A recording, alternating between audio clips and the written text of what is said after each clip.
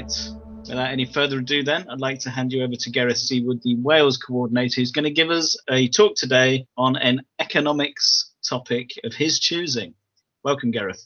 Thank you, Dan. Thank you very much for inviting me and thank you for having me. Well, obviously, the main thing on everybody's mind at the moment is the effects of the shutdown on the economy and so forth. And the truth is, we can have as many theories as we like about the implications and the ramifications, but nobody will ever truly know the true full cost of the shutdown, because good economics is the study and analysis of all the effects for all groups and basically how everybody is affected. And we will never really know the true cost, at least not for many, many years. But one thing I would like to address today, one thing which we can quite confidently predict the ramifications of, is the effect on the monetary system.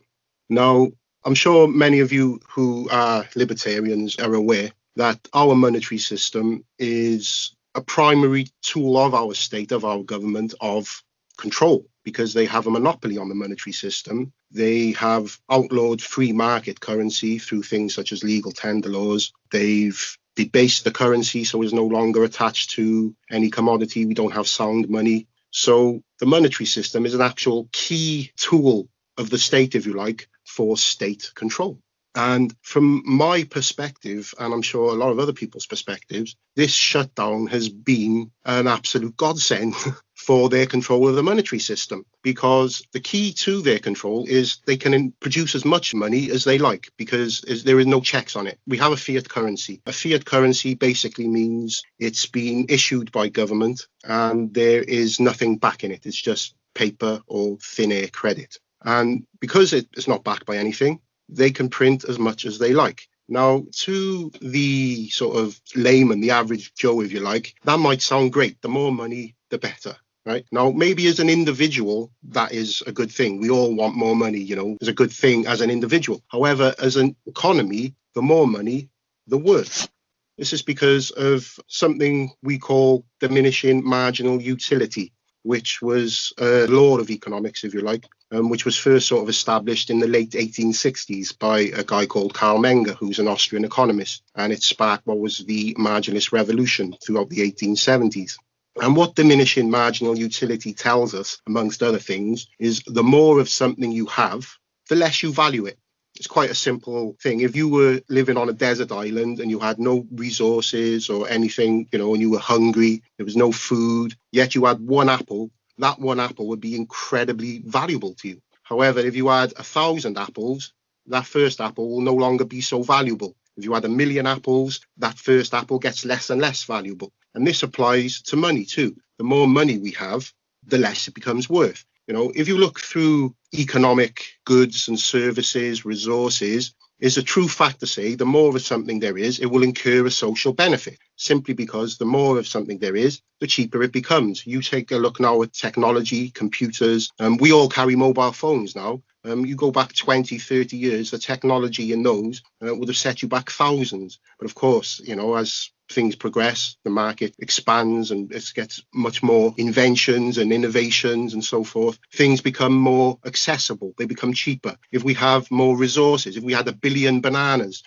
would become cheaper. But the difference between those resources and goods and money is the one good in the economy that doesn't get consumed. You see, money just transacts. It goes from A to B to C to D, back and forth. It remains economically active, where everything else gets consumed. It gets used up. So the more and more we print money and the more we add to the money supply, that money supply is getting infinitely bigger. And therefore, your money, which you have in your wallet now, is getting weaker and weaker in terms of what it can buy you in purchasing power.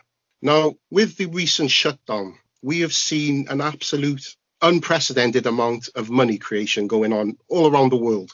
And this is going to have huge ramifications down the line. Not immediately. We're just creating a huge bubble. And at the moment, things will all seem wonderful at first, but eventually that bubble will burst.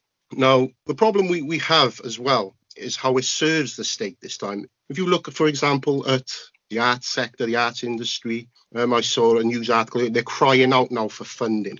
They're crying out for government and state support. So this is where for anyone who values freedom and economic freedom, this is where we're really up against it now, and we have to be on point with our arguments, because we are now fighting the whole country on this, because they don't realize the damage they do, because every single thing the state produces money for, spends on, is going to have to inflate. It's either going to have to tax us or inflate. And inflation is a stealth tax. The more government spends now on bailing out businesses and supporting businesses, propping businesses up, or the arts, anything, regardless of how you think that is in terms of crony capitalism or, fair free markets, it's still going to have a hugely detrimental effect to the money supply. Now, how the government inflates, it does it through various ways. One way is what we call open market operations. Open market operations is where it sells bonds or securities to the central bank, in this case, the Bank of England. And what the Bank of England does, it prints money out of nothing to purchase these government bonds. Another way it does, which we all know about, is quantitative easing, which is just pressing go on the print press and let it go. There's also the fractional reserve banking system, which is a slightly different system, but is based on credit created every time someone takes a loan. But either way, all this is doing is just inflating the money supply. Now, what is inflation and why is inflation bad? Well, people have this misunderstanding, and this drives me insane, because even if you look in the dictionary, it has this definition, and it's wrong. It's not the correct definition. I will put my head on the block and tell you the dictionary is wrong. It defines inflation as prices rising or prices increasing. That's not true. Prices rising are an effect of inflation. Inflation, as I say, is money creation. What you will actually find is prices don't actually rise that much, or very marginally so. What truly happens is the purchasing power of your currency is weakening. So therefore, it takes more of your currency to purchase goods and services, hence the illusion of higher prices. And this can be supported, or this can be proven, if you look at prices in terms of gold, precious metals. G. Edward Griffin, very brilliant writer, he wrote a superb book called The Creature from Jekyll Island, which I highly recommend. It's about the history of the Federal Reserve, which is the American central bank. In his book, The Creature from Jekyll Island, he actually showed the actual statistics of, in ancient Rome, what an ounce of gold could purchase you exactly the same today, or the modern equivalent, because the price hasn't changed at all. What has changed is the value of your currency, or the purchasing power of your currency. So the more we create money and the more we create credit, what you're doing is you're devaluing the purchasing power whilst at the same time causing prices to rise. So it doesn't take a genius, it doesn't take an Einstein to see that hurts the poorest in society the most, and also a huge contributing factor to wealth inequality and wealth disparity, because as you know, through inflation, prices go up. So asset prices, for example, they're going up. So the richer people who have these assets, they can generate more wealth through their inflation-protected assets, while buyers, their purchasing power is going down. So there we have wealth inequality, but even further. This is why inflation is a bad thing. It actually steals the value from your pocket. Now, those at the top, they do fine, because when the new money is created, it's injected through the state and through the banking system. So they get all the new money and all the new credit before the effects actually hit. And they get to spend and invest, therefore causing prices to rise because they're creating demand. And by the time it trickles down to, the average Joe, the prices have gone up, the money's gone down. So with all this insane amount of money creation, with all these businesses now who have suffered at the hands of government intervention, not through their own fault, many of them. But there's going to be a lot of zombie businesses which would have failed anyway who are going to benefit from this. And as I say, there's going to be arts institutions and various other institutions now who will be looking for government and state support. And this is going to mean government spending, and government spending means inflating. So we're looking at a very, very bleak future, I'm sorry to say, in terms of money. Now, one thing as libertarians will know, you will know, is the government is absolutely brilliant at spin, propaganda, lies and nonsense. And one of these things we're going to see, which we have been seeing lately, is the official inflation rate. They tell us inflation is as low as it's been for the last 4 years. I think last month it came in at 0.5%. Now, this might sound quite good. This might sound promising. But again, this is why I say we know the government is full of spin and propaganda, because how we measure inflation is in nowhere near a true reflection of what real inflation is, because we measure inflation in this country by something called the Consumer Price Index. And the Consumer Price Index, or CPI, is a deeply flawed system in many ways of itself and the metrics that it uses. For example, CPI is just consumer goods. They have what we call a basket of average goods, and they work out the prices of an average basket of goods today to some of a previous time. Now, what it doesn't include is all that money that's being created that goes on government spending, which, as you and I know, most of the money created goes on government spending. The money that gets created that doesn't go into the CPI also includes that goes into property, that goes into the financial markets, the two biggest sectors we have in this country. This is why they're proportionally larger than anything else, because that's where all the unaccounted for created money goes. Only roughly around 10% of newly created money or credit gets counted in the CPI, the Consumer Price Index, which we gauge inflation on. So it cannot be anywhere near a true or accurate reflection of what the inflation is truly going to be, or is.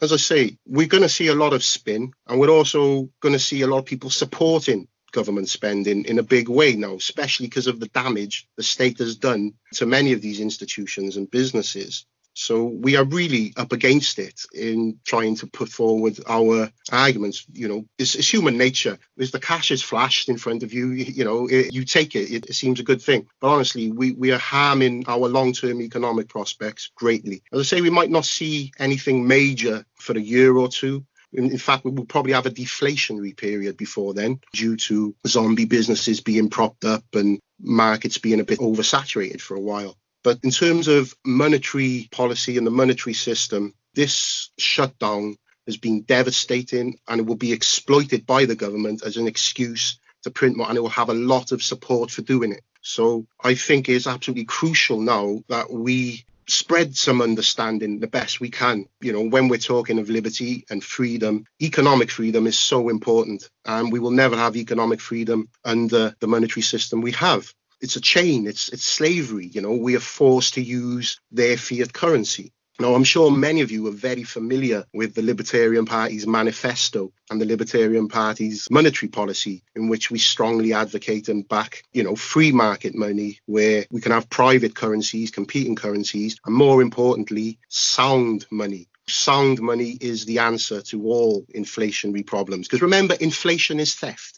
Forget all the jargon and the fancy words and how they want to frame it and shape it. Inflation, or artificial inflation, is theft, pure theft. Doesn't matter how you want to dress it up. It's devaluing something you exchanged your time and labor for an agreed contracted value, and it's stealing from that. And the only thing that can protect from inflation is sound money. What do I mean by sound money? I mean money that is backed by hard commodities. Gold. Gold was always money from pretty much the dawn of time. It was never decreed. Nobody rubber stamped it. It was a market process. The market decided on precious metals and gold. Gold you cannot create out of thin air. So it keeps in check. You can't just produce as much as you like. I know there are lots of other freedom and liberty issues going on, all just as important, but we mustn't also forget that we need to push it forth into the public's mind an understanding of why sound money is important, and the damage that we're going to see is an effect basically of a fiat currency, a government-controlled monopoly on the money supply. It keeps us in prison, keeps us in debt, it keeps us controlled. And as I say, it's stealing, it's theft, and it allows them to steal from us. So my sort of message to everyone who will listen is buy gold, protect your money, and so forth. But more importantly than just protecting yourself, I think as libertarians, as part of our freedom message to everybody, is to educate them, to help them understand. Money and finance is packaged up as being really complex and boring. It's not. It's really simple. It's really easy when you strip away the jargon and the nonsense.